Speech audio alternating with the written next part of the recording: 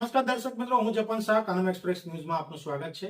જોઈએ આજના મુખ્ય અને મહત્વના સમાચાર। ભરૂચ જિલ્લાની સૌથી ચકચારી ઘટના એટલે હાલ વાત કરીએ તો આમોદ તાલુકા કોંગ્રેસ પ્રમુખ નરેન્દ્ર પટેલની ધરપકડ બાદ સમગ્ર જિલ્લાનું રાજકારણ ગરમાયું છે। ત્યારે આ ધરપકડને આમોદ કોર્ટ દ્વારા બિનઅધિકૃત જાહેર કરતા જે જિલ્લાના કોંગ્રેસ પ્રમુખ છે રાજેન્દ્રસિંહ રાણા, તેઓએ નિવેદન આપતા જણાવ્યું છે કે કોંગ્રેસ પર ક્યાંક ને ક્યાંક પ્રહાર કરવામાં આવ્યો છે અને આમોદ તાલુકા કોંગ્રેસ પ્રમુખ પર ખોટી ફરિયાદ કરી અને રાજકીય કિન્નાખોરી રાખીને આ ધરપકડ કરવામાં આવી હોવાનું જણાવ્યું છે। કેમેરામેન શિવપ્રસાદ જાંબુ સાથે જપન શાહ, કાનમ એક્સપ્રેસ ન્યૂઝ, આમોદ।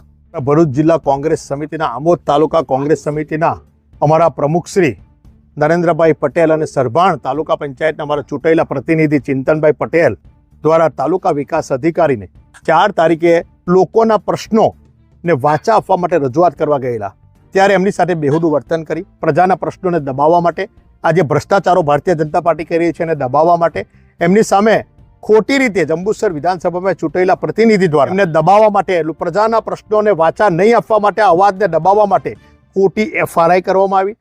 એમને રાત્રે ધરપકડ ગામ પર જઈને કરવામાં આવી। ગુનેગારો હોય, બહુ મોટા આતંકવાદીઓ રીતે ધરપકડ કરવામાં આવી। એમને પોલીસ ટાઈમને લોકઅપમાં મૂકવા, મારો પ્રશ્ન એ છે એમને નોટિસ નજી બજાવીને જે પ્રમાણે FRI છે, જે પ્રમાણે અભ્યાસ કરેલો છે એ પ્રમાણે ચોક્કસ એવું છે કે એમની ધરપકડ પણ ના થઈ શકે અને પોલીસ સ્ટેશનથી જામીન પણ આપી શકે, છતાં પણ પોલીસે લોકઅપમાં પૂરી દીધા। કોર્ટ, નામદાર કોર્ટ છે જે ગઈકાલે ઠપકો આપવામાં આવ્યો, જગ જાહેર છે, બધા જાણે છે, ત્યારે આ પોલીસ જે ભારતીય જનતા પાર્ટીના ઈશારે કામ કરી રહેલી છે એને સખત શબ્દોમાં વખોડીએ છીએ। આ ખોટી રીતે FRI કરવામાં આવી, પ્રજાનો અવાજ દબાવવાનો પ્રયત્ન કર્યો, પણ ભારતીય રાષ્ટ્રીય કોંગ્રેસના કોઈ પણ કાર્યકર આ અવાજને કોઈ દિવસ દબાવે, અમે દબાવવાનો પ્રયત્ન નહીં કરવા દઈએ અને અમે કોઈ દિવસ ડરવાના નથી। એમને જેટલી FRI ખોટી કરવી હોય, જે કરવું હોય કરી લે, અમે પ્રજાના પ્રશ્નોને વાચા આપીશું ને હજુ પણ લડત લડતા રહીશું।